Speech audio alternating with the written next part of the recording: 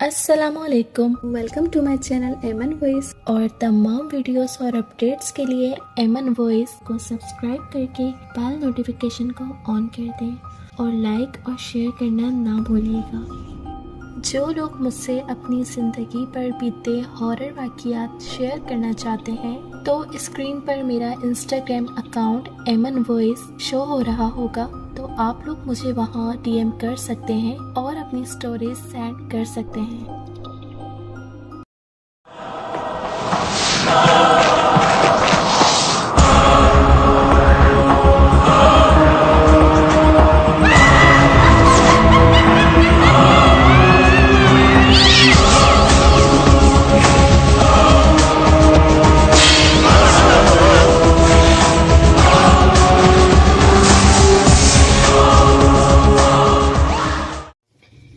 یہ ان دنوں کی بات ہے جب میری عمر یہی کوئی 20 سال کے لگ بھگ تھی۔ میں گاؤں میں اپنی ماں اور 3 بہنوں کے ساتھ رہتا تھا۔ اس گاؤں کے لوگ بہت ہی سچے، کھرے، سادہ اور پرخلوص تھے، مگر ایک عادت جو بزرگوں سے لے کر کم سن بچوں میں بھی کوٹ کوٹ کر بھری تھی، وہ ان میں توہم پرستی تھی۔ وہ ہر ایک انہونی کے بارے میں مختلف قیاس کرتے تھے، مگر یہ ایک ایسا واقعہ ہے جس نے گاؤں کے لوگوں کو تو ہراساں کیا ہی، مگر میرے جیسے سر پھرے نوجوانوں کو بھی خوف زدہ کر دیا۔ ہم جو گاؤں والوں کی باتوں کا مذاق اڑاتے تھے، اس واقعے کی شروعات اس طرح سے ہوئی۔ گاؤں میں ایک لڑکا جس کا اصل نام تو عاشق تھا، مگر وہ فطرتاً بہت ہی بھولا اور اگر بے وقوف کہا جائے تو بے جانا نہ ہوگا۔ اسے ہم سب گاؤں والے بھولا ہی کہتے تھے۔ بھولا اکیلا تھا۔ گاؤں والے اس سے مختلف کام کے عوض 2 وقت کی روٹی دیتے اور پرانے کپڑے وغیرہ بھی، اور وہ بیچارہ خوشی خوشی ہر کسی کا کام کر دیتا، مثلاً گھاس کاٹ دیتا، درختوں سے سوکھی ہوئی لکڑیاں بطور ایندھن لاتا، یا پھر بکریاں، بھیڑوں اور گائے بھینسوں کے چارے لے آتا۔ اس کے علاوہ بھی وہ مختلف کام کر دیتا، اور جب بھی اسے فرصت ملتی تو گاؤں والوں کی بکریاں اور دیگر مویشیاں بھی چراتا۔ ایک شام جب وہ بکریاں لے کر گاؤں کی طرف آیا تو ان بکریوں میں سے ایک کم تھی۔ وہ بکری ایک بہت ہی لڑاکو اور ضدی شخص اکرم کی تھی۔ اپنی بکری نہ پا کر وہ بھولے پر بہت بگڑا اور اسے ڈھونڈنے کے لیے واپس بھیج دیا۔ شام سے رات ہو گئی مگر بھولا آیا نہ بکری۔ حالانکہ رات گزر گئی مگر بھولے کا کوئی اتا پتہ نہیں۔ اگلے دن سب گاؤں والوں نے مل کر اسے ڈھونڈا مگر وہ کہیں نہ ملا۔ ہمارے گاؤں سے ذرا دور ایک کھنڈر تھا۔ بزرگوں کا کہنا تھا کہ کسی زمانے میں یہ جگہ ہندوؤں کی عبادت گاہ تھی، پھر نہ جانے وہ سب کہاں چلے گئے، اور پھر آہستہ آہستہ یہاں مسلمان آباد ہو گئے۔ اب وہ مندر ویران پڑا تھا۔ ادھر گاؤں کے لوگ بہت کم جاتے تھے۔ گاؤں والے بھولے کو ڈھونڈ ڈھونڈ کر تھک گئے تھے۔ ایک دن ہم لڑکوں نے جھاڑی کے پاس خون کے چیٹے دیکھے جو سورج کی حرارت کے باعث سیاہی مائل ہو گئے۔ ہم نے گاؤں کے امام صاحب کو بتایا تو وہ پریشان ہو گئے، اور دیگر گاؤں والوں نے یہ خیال کیا کہ ہو نہ ہو بھولے کو کسی بھوت پریت نے مار ڈالا، کیونکہ وہ مندر سالوں سے ویران پڑا ہے، اسی لیے اس میں کسی عاصر نے بسیرا کر لیا ہوگا۔ اس واقعے سے گاؤں میں خوف و ہراس پھیل گیا، اور دیگر والدین کی طرح میری والدہ نے بھی مجھے اس مندر کی طرف نہ جانے کی نصیحت کی، جسے میں نے چٹکیوں میں اڑا دیا۔ ہم سب دوستوں نے اس مندر میں جانے کا پکا ارادہ کیا، اور ظاہر ہے اگر اس خطرناک ارادے کی خبر میرے والدین کو ہو جاتی تو وہ ہمیں گھر میں بند کرنے سے قطعاً گریز نہیں کرتے۔ اس لیے ہم نے وہاں چھپ کر جانے کا پروگرام بنایا۔ جون کی تپتی جھلساتی دوپہر میں ہم مندر جانے کے لیے تیار ہو گئے۔ میں یعنی سلامت، جیرا، شیتا اور سومی ہم 4 لڑکوں پر مشتمل یہ قافلہ مندر کی جانب رواں ہو گیا۔ اس قدر بھپرے ہوئے سورج کی آگ اگلتی دوپہر میں ہم لرزتے قدموں اور پسینہ پسینہ وجود لیے آگے ہی آگے بڑھ رہے تھے اور ہم اس مندر کے بالکل نزدیک پہنچ گئے۔ وہ قدیم خستہ حال مندر تھا جو یقیناً اپنے دور میں بہت ہی مضبوط اور خوبصورت رہا ہوگا۔ لکڑیوں کا بہت بڑا دروازہ تھا جو کہ بند تھا۔ اس پر کسی قسم کا کوئی بھی تالا وغیرہ نہ لگا ہوا تھا، مگر جب ہم نے اس دروازے کو اندر کی طرف دھکیلا تو ہمارے دانتوں تلے پسینہ آ گیا۔ بالآخر ہم چاروں نے مل کر اس دروازے کو کھول دیا۔ ایک زوردار آواز کے ساتھ وہ دروازہ کھلا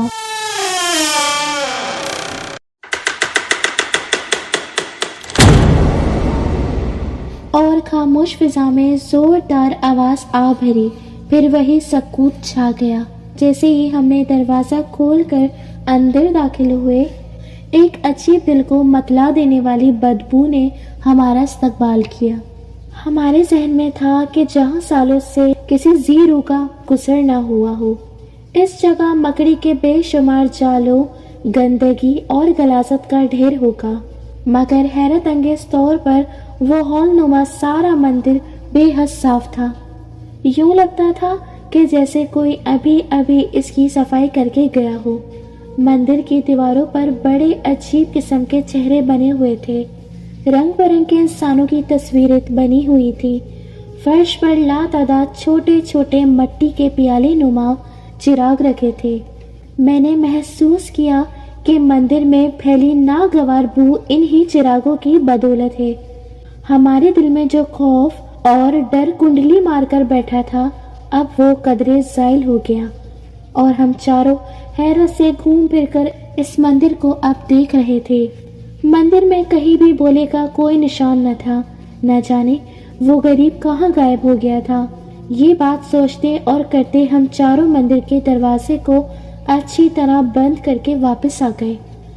گھر واپس آ کر میں نے کچھ بھی ظاہر نہ ہونے دیا اور معمول کے مطابق دن گزر گیا۔ شام کے بعد میں نے رات کا کھانا کھایا اور حسب معمول ریڈیو پر اپنا پسندیدہ پروگرام سنا۔ امی اور میری تینوں بہنیں سو گئیں تو میں بھی ریڈیو بند کر کے سونے کی کوشش کرنے لگا۔ کیونکہ گرمی کا موسم تھا، اس لیے ہم سب صحن میں 4 پائیاں بچھا کر سوتے تھے۔ میری 4 پائی کے ساتھ ہی باجی چھوٹی سی میز پر پانی رکھ دیتی تھی تاکہ رات میں کسی کو پیاس لگے تو وہ اٹھ کر پانی پی لے۔ پاس ہی میں نے اپنا ریڈیو بھی رکھ دیا تھا۔ ابھی میں نے دوسری طرف کربٹ ہی لی کہ ریڈیو شدت سے آن ہو گیا۔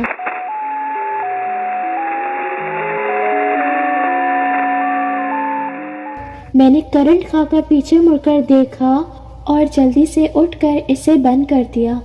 میرا دل بری طرح دھڑک رہا تھا۔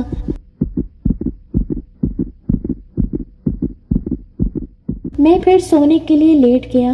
لاشعوری طور پر میرا خیال ریڈیو میں ہی اٹکا تھا کہ اب بجے کہ تب بجے، مگر کافی دیر گزر گئی تو مجھے قدرے اطمینان ہوا اور میں پھر سونے کی کوشش میں لگ گیا۔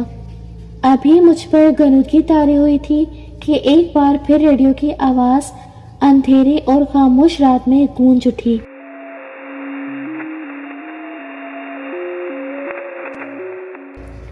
میں سٹپٹا کے اٹھ بیٹھا، ڈرتے ڈرتے ایک بار پھر سے بند کیا۔ میں بری طرح کانپ رہا تھا، میرا رواں رواں لرز رہا تھا۔ حیرت انگیز طور پر میری امی اور بہنیں گہری نیند سو رہی تھیں، حالانکہ ذرا سے کھٹکے کی آواز پر میری امی کی آنکھ کھل جاتی تو ریڈیو کی فل آواز پر وہ کیوں نہ جاگی۔ سوچتے الجھتے میں پھر سونے کی کوشش کرنے لگا، مگر اب مجھے ایسا لگ رہا تھا کہ جیسے میرے سرہانے کوئی بم رکھا ہے جو کسی بھی لمحے پھٹ سکتا ہے۔ پھر نہ جانے کب میں سو گیا۔ نیند میں بھی میں ریڈیو بند کرتا اور وہ پھر بج اٹھتا۔ صبح میری آنکھ اس وقت کھلی جب سورج کی آسمان پر راجدھانی تھی۔ دن کا اجالا پوری طرح ہر سو پھیل چکا تھا۔ دھوپ ہمارے کچے صحن میں دبے پاؤں آتی جا رہی تھی۔ باورچی خانے میں برتنوں کی آوازیں آ رہی تھیں۔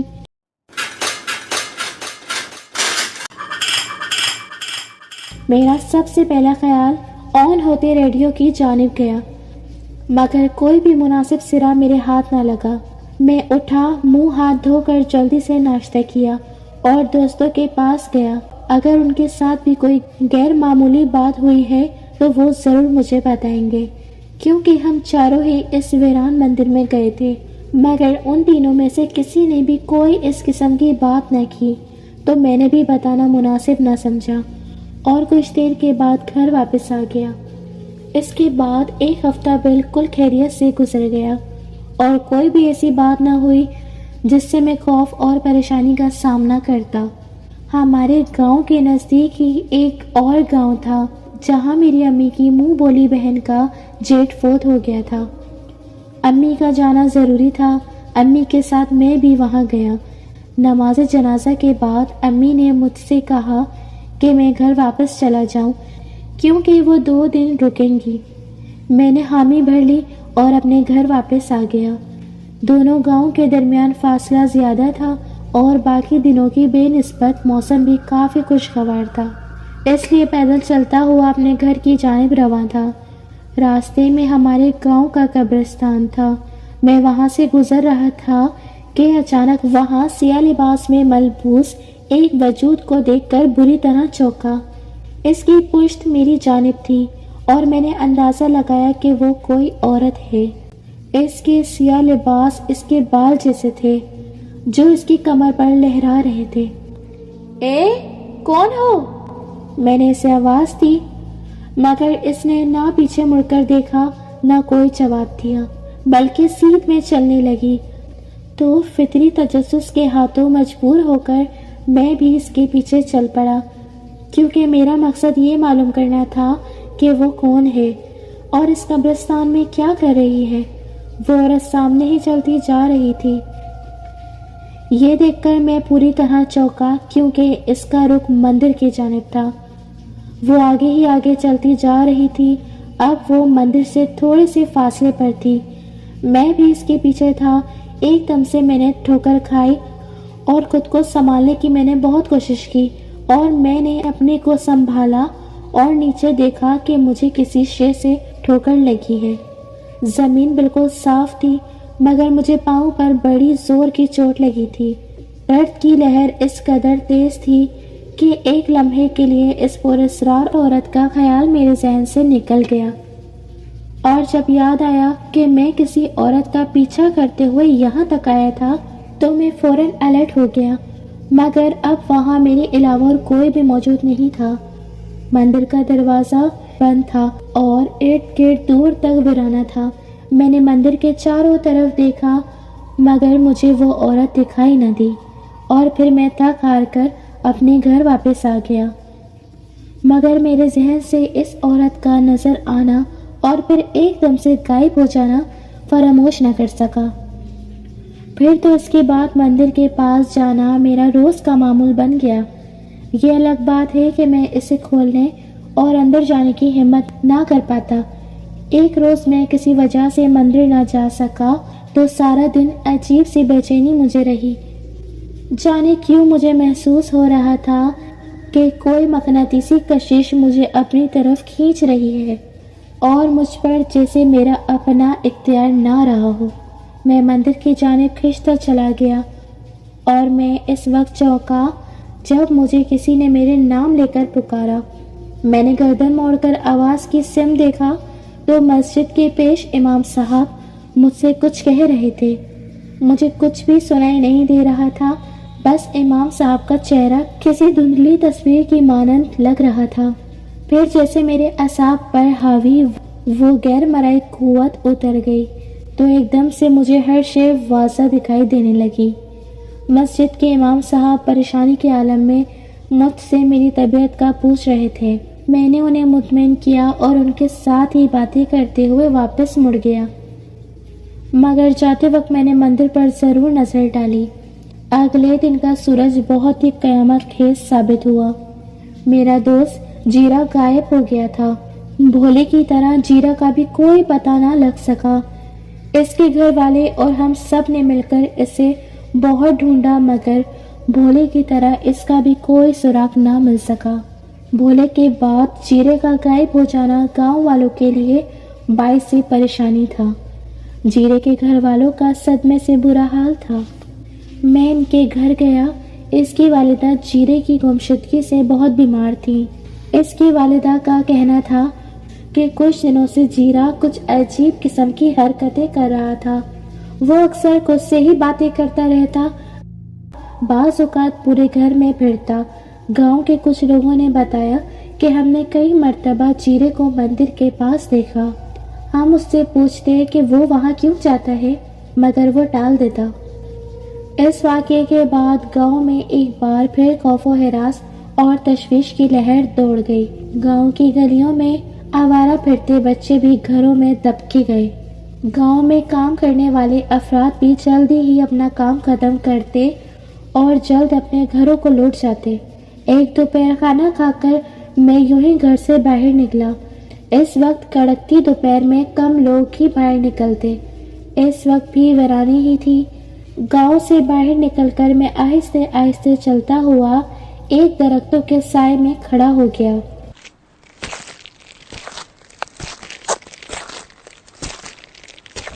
جانے کس خیال کے تحت میں سمت آ گیا جہاں مندر دروازہ نظر آ رہا تھا۔ پھر میں نے اس طرف ایک شخص کو جاتا دیکھ کر بری طرح چونکا۔ بھلا اس وقت اس قدر ویران جگہ پر کون جا سکتا ہے؟ میں الجھتے ہوئے اسے پہچاننے کی کوشش کرنے لگا اور یہ اندازہ لگا کر میں بری طرح چونکا کہ وہ میرا دوست سومی تھا جو خرامہ خرامہ چلتا ہوا مندر کے نزدیک پہنچتا جا رہا تھا۔ میں نے اسے پوری شدت سے آواز دی، سومی، سومی!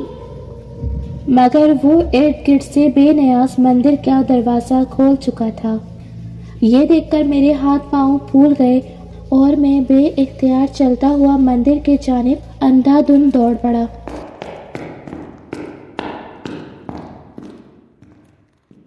مگر میرے پہنچنے سے پہلے ہی وہ مندر میں داخل ہو گیا۔ میں سر پٹ دوڑتا وہاں تک پہنچ گیا۔ پھولی سانسوں اور دھڑکتے دل کے ساتھ دروازہ کھول کر اندر گیا۔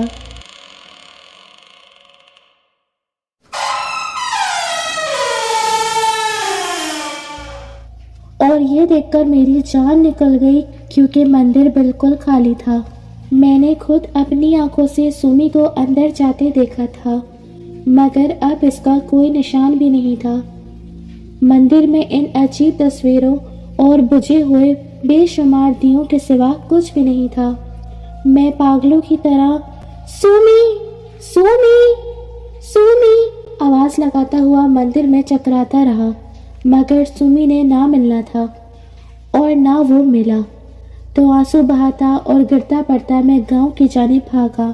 میں اس قدر روشانہ انداز میں چل رہا تھا کہ گاؤں کے لوگ مجھے دیکھتے ہی پریشان ہو گئے۔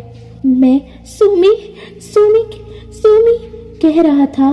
میری حالت بہت گیر تھی، میری حالت بہت بری تھی اور میں ہاتھوں کے اشارے سے مندر کی جانب لوگوں کو سمجھانا چاہتا تھا۔ میری حالت دیکھ کر گاؤں کے لوگوں کے چہروں پر حیرت تھی اور مجھ سے کوئی بات نہیں بن رہی تھی۔ میرے اعصاب میرا ساتھ دینے سے انکاری تھے۔ بھولے کا غائب ہونا، پھر جیرا اور اب میرا جان سے پیارا دوست سومی جسے مندر میں موجود کوئی مرائی قوت نگل چکی تھی۔ میں کٹے شہتیر کی مانند زمین پر گرا۔ بند ہوتی آنکھوں سے نیم جھری سے سومی کے بھائیوں اور امام مسجد سمیت دیگر گاؤں والوں کو مندر کی جانب بھاگتے دیکھا۔ اس کے بعد میں بے ہوش ہو گیا۔ جب مجھے ہوش آیا تو جانے کیا وقت تھا۔ کمرے میں نیم تاریکی تھی۔ آہستہ آہستہ میرے حواس ٹھکانے پر آ گئے۔ شعور کی حالت میں آتے ہی مجھے وہ منظر یاد آیا، سومی کا غائب ہونا، میرا اسے ڈھونڈنا، سب کو بتانا۔ پھر پتہ نہیں کیا ہوا، سومی کا خیال آتے ہی میں تڑپ کر اٹھا، تیزی سے کمرے سے باہر نکلا۔ وہ میرا اپنا ہی گھر تھا جو بالکل خالی تھا۔ میں اس بات پر غور کیے بغیر ہی کہ امی اور میری بہنیں کہاں ہوں گی؟ باہر کو لپکا پھر مجھے لگا میرے پیچھے کوئی ہے۔ اس احساس کے تحت میں نے مڑ کر دیکھا اور کھڑا کا کھڑا ہی رہ گیا۔ سیاہ لباس میں ملبوس وہ وہی عورت تھی جو قبرستان میں مجھے نظر آئی تھی۔ اب بھی اس کے بالوں سے ڈھکی پشت میری طرف تھی۔ کون؟ میں نے لرزتی آواز میں اسے مخاطب کیا۔ وہ دھیرے سے مڑی اور میرے سامنے آ گئی۔ اس کے سیاہ لمبے بالوں نے چہرے کے بائیں حصے کو مکمل طور پر ڈھانپ رکھا تھا اور چہرے کا دایاں حصہ بے حد حسین تھا۔ اس کی سیاہ آنکھ مجھ پر مرکوز تھی اور جو میں نے اس کی آنکھ میں جھانکا تو نہ جانے مجھے کیا ہو گیا۔ میں مبہوت ہو کر رہ گیا۔ اس سے پہلے کہ میں کچھ کہتا یا وہ کچھ بولتی، میرے پیچھے دروازہ ایک دم سے بجا۔ میں نے بے اختیار گردن موڑ کر پیچھے دیکھا، پھر اگلے ہی لمحے اس جانب دیکھا جہاں وہ پراسرار عورت کھڑی تھی۔ یہ دیکھ کر میری سانس لمحہ بھر کر رک گئی کہ وہ جگہ اب بالکل خالی تھی۔ وہاں کوئی عورت تو کیا، کوئی نشان بھی نہ تھا۔ دروازہ ایک بار پھر بجا۔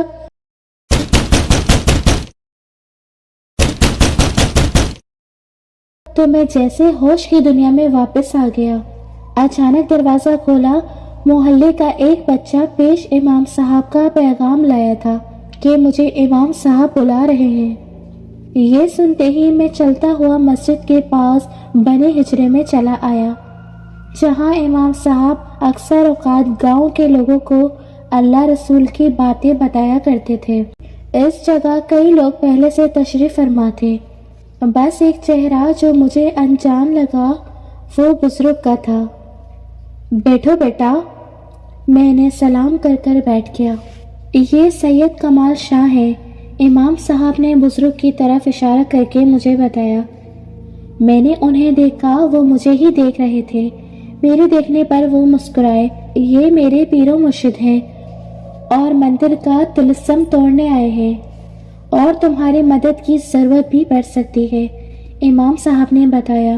امام صاحب کی بات پر میں نے انہیں حیرت سے دیکھا۔ میری ضرورت؟ ہاں، سید شاہ نے اس بات میں سر ہلایا۔ میں رات میں ایک مخصوص عمل کروں گا، اس کے لیے مجھے تمہاری ضرورت بھی پڑ سکتی ہے، مگر تم گھبراؤ مت، ایسا کچھ نہیں ہوگا جس سے تمہیں نقصان پہنچے۔ وہ شاید میری اندرونی کیفیت کا اندازہ لگا چکے تھے۔ مجھے تسلی دینی چاہیے۔ میں بھی انہیں مطمئن کرنے کے لیے مسکرایا۔ یہ الگ بات تھی کہ میرے اندر کی ٹوٹ پھوٹ مجھے اس کام سے روک رہی تھی اور میں وہ کیفیت سمجھنے کی کوشش کر رہا تھا جو اس پراسرار عورت کے دیکھنے پر محسوس کی تھی۔ رات کا وقت تھا، آسمان چمکتے تاروں سے بھرا ہوا تھا۔ میں بے چینی سے ٹہل رہا تھا۔ سارا گاؤں اندھیرے اور سناٹے میں ڈوب چکا تھا۔ میری نظریں مندر پر جمی ہوئی تھیں اور دل میں ہلکا ہلکا اضطراب اور بے چینی کروٹیں بدل رہی تھی۔ مجھے نیند کی شدت برداشت سے باہر تھی، مگر پھر بھی میں اپنی آنکھوں کو مسلتا ہوا کھڑا رہا۔ مجھے انتظار سید صاحب کا تھا، جنہوں نے مجھے یہاں بلایا اور خود ابھی تک نہیں آئے تھے۔ میں بددل سا ہو کر گھر جانے کے لیے مڑا کہ اچانک ایک ہیولا حرکت کرتا نظر آیا۔ اس کا رخ میری جانب ہی تھا۔ میں آنکھیں پھاڑ پھاڑ کر اسے دیکھنے لگا۔ وہ قریب آ کر رکا۔ چاند کی مدھم چاندنی میں جو وجود نظر آیا سید صاحب تھے۔ آؤ، ادھر آؤ، وہ یہ کہتے ہوئے مندر کی جانب چلنے لگے اور میں کسی روبوٹ کی مانند ان کے پیچھے چلنے لگا اور ہم مندر کے دروازے کے سامنے پہنچ گئے۔ مندر کے دروازوں کے دونوں پٹ کھلے تھے۔ سید صاحب اندر داخل ہو گئے اور میں ایک پل کو رک گیا۔ مجھے محسوس ہو رہا تھا کہ کوئی انجانی کشش مجھے اندر کی جانب کھینچ رہی ہے۔ میں نے دھیرے سے اندر اپنے قدم رکھ دیے۔ اندر مندر میں عجیب سی مہک پھیلی ہوئی تھی۔ دیواروں کے سامنے رکھے قطار میں تمام مٹی کے دیے روشن تھے۔ دیوں کی سرد روشنی میں مندر کا اندرونی منظر بڑا ہی عجیب تھا۔ دیواروں پر لگی تمام تصویر بہت ہی ہیبت ناک محسوس ہو رہی تھی۔ مجھے لگا ان سب کی خوفناک آنکھیں مجھ ہی کو گھور رہی تھیں۔ روشن چراغوں کے درمیان سیاہ لباس ملبوس وہی عورت بیٹھی تھی۔ اس کے سیاہ بالوں نے آج اس کا چہرہ نہیں ڈھانپ رکھا تھا۔ اس کا چہرہ چراغوں کی روشنی میں واضح تھا۔ اس کے چہرے کا ایک حصہ بے حد حسین تھا اور دوسرا حصہ بے حد سیاہ تھا، یوں جیسے بری طرح جھلس گیا ہو۔ زرد روشنی میں اس وقت اس کا چہرہ بہت ہی بھیانک لگ رہا تھا، اور حیرت کی بات یہ تھی کہ مجھے اس سے بالکل بھی خوف محسوس نہیں ہو رہا تھا۔ میں دھیرے دھیرے قدم اٹھاتا اس کے قریب پہنچا اور سامنے بیٹھ گیا۔ وہ مسکرائی، وہ کچھ کہہ رہی تھی، زبان میری سمجھ سے باہر تھی۔ ایسا لگتا تھا کہ جیسے وہ کوئی منتر پڑھ رہی ہو۔ عجیب سحر سا تھا اس کی آواز میں۔ میرے ذہن پر غنودگی سے طاری ہو رہی تھی۔ میں مدہوش سا ہو رہا تھا۔ پھر میں نے دیکھا وہ ایک دم اٹھ کھڑی ہوئی اور مجھ پر نیند طاری ہو گئی، اور نیند کی حالت میں شاید میں کوئی خواب دیکھ رہا تھا۔ وہ چیخ رہی تھی اور کوئی اس پر کچھ پھینک رہا تھا۔ پھر وہ ایک دم دھواں بن گئی۔ بہت سی آوازیں سنائی دے رہی تھی۔ ہر کوئی مجھ پر جھکا ہوا تھا۔ اٹھ جاؤ، اٹھ جاؤ کی آواز سنائی دی۔ پھر جیسے ہی ایک دم بوندیں پڑنے لگی، ننھی ننھی بوندیں میرے چہرے پر برس رہی تھی، اور میں اپنی آنکھیں ملتا ہوا اٹھ کر بیٹھا۔ میرے سامنے سید صاحب ہاتھ میں پانی کا گلاس لیے کھڑے تھے اور مجھے ہوش میں لانے کے لیے پانی کا چھینٹا میرے چہرے پر ڈال رہے تھے۔ شکر ہے تم ہوش میں آ گئے، وہ سیدھے ہو کر بولے۔ اب میرا ذہن آہستہ آہستہ بیدار ہو چکا تھا۔ تمام واقعہ ایک بار پھر مجھ پر واضح ہوا۔ تو کیا وہ سب حقیقت تھا؟ عورت کے سامنے بیٹھنا اور پھر نیند کا غلبہ، سید صاحب کا اس عورت کو قابو میں کرنا۔ میں حیرت سے سوچ رہا تھا، تم وہ پہلے انسان ہو جو اس پراسرار عورت سے بچ گئے، ورنہ جو بھی یہاں آتا ہے بچ کے نہیں جاتا۔ وہ کون تھی؟ میں نے سید صاحب سے پوچھا۔ وہ ایک ہندو پنڈت کی بیٹی تھی جسے کالے علم سیکھنے کا بے حد شوق تھا۔ کیونکہ پنڈت کی بیٹی تھی اس لیے جانتی تھی کہ اس کا شوق کبھی پورا نہ ہو سکے گا، مگر اتفاق سے اس کی شادی ایک ایسے لڑکے سے ہو گئی جس کی ماں بھی کالے علم کی ماہر تھی، اور اس نے اپنی ساس سے کالا علم سیکھا، اور جب بھیٹ دینے کی باری آئی تو اس نے اپنے شوہر اور ساس کو مار ڈالا۔ پھر آہستہ آہستہ اس نے گاؤں کے لوگوں کا جینا حرام کر دیا، تو سب نے مل کر اس عورت اور اس کی ساس کے گروہ جس سے اس نے بھی کالا علم سیکھا اس کو مارنے کا فیصلہ کیا۔ پھر ایک رات لوگوں نے اس کی چلے والی جگہ پر آگ لگا دی، جس سے اس کے گروہ اور چیلے تو بچ کر بھاگ گئے، مگر اس عورت کے چہرے کا ایک حصہ جل گیا، مگر وہ پھر بھی بچ گئی۔ وہ جادو ٹونے میں بہت ماہر ہو چکی تھی۔ اپنے عمل کے زور پر گھر سے نکلتی اور ہر رات کسی نہ کسی چھوٹے بچے کو اغوا کر لیتی۔ اس کے بعد وہ اس بچے کو مار کر اس کا خون شیطان کے قدموں میں ڈالتی تاکہ اس کی جادوئی طاقت میں مزید اضافہ ہو، اور اس بات کی خبر اس کے باپ کو ہو گئی تو اس کے باپ نے مختلف پنڈتوں کے ساتھ مل کر اسے مار کر اس کی روح کو اسی مندر میں قید کر دیا، کیونکہ اگر وہ زندہ رہتی تو اپنا خونی کھیل جاری رکھتی۔ ایک طویل عرصے بعد بھولے نے اس جگہ قدم رکھا تو شاید وہ زخمی تھا اور اس کے زخموں سے خون ٹپک رہا تھا۔ بھولے کے خون سے وہ جگہ تر ہو گئی جہاں وہ چلا کرتی تھی، اور پھر اس عورت کی بدرو آزاد ہو گئی، اور پھر اس نے اپنا خونی کھیل شروع کر دیا، کیونکہ اب اس کی روح بغیر خون کے نہیں رہ سکتی تھی۔ اس طرح جیرا اور سومی بھی اس کا شکار ہو گئے، اور اگلا نشانہ تم تھے، مگر خوش قسمتی سے میرا عمل پورا ہوا۔ اور میں تم تک پہنچ گیا۔ سید صاحب نے یہ بول کر میرے سر پر شفقت سے ہاتھ پھیرا، پھر ہم دونوں گاؤں میں واپس آ گئے۔ سید صاحب مسجد میں چلے گئے اور میں اپنے گھر واپس آ گیا۔ دوسرے دن گاؤں کے تمام لوگ مندر پہنچ گئے۔ سید صاحب اور امام صاحب بھی لوگوں میں موجود تھے۔ پھر سید صاحب کے اشارے پر لوگوں نے مندر کو آگ لگا دی اور یوں لوگوں کی اس عصیبی مندر سے جان چھٹ گئی۔ آج اتنے سالوں کے بعد وہ مندر جب بھی مجھے نظر آتا ہے تو بھولا، جیرا اور سومی کی یاد بری طرح مجھے غم زدہ کر دیتی ہے۔ میں آج اپنی زندگی میں مگن ہوں، مگر جب کبھی مجھے اس پراسرار عورت کا خیال آتا ہے تو میرا خون برف کی مانند ٹھنڈا ہو جاتا ہے۔ جنہوں نے ابھی تک ہمارے چینل کو سبسکرائب نہیں کیا تو وہ کائنڈلی ہمارے چینل کو سبسکرائب کر کے بیل نوٹیفیکیشن کو آن کر دیں۔ ملتے ہیں پھر کسی اور ہارر اسٹوری کے ساتھ۔ So stay tuned. اللہ حافظ۔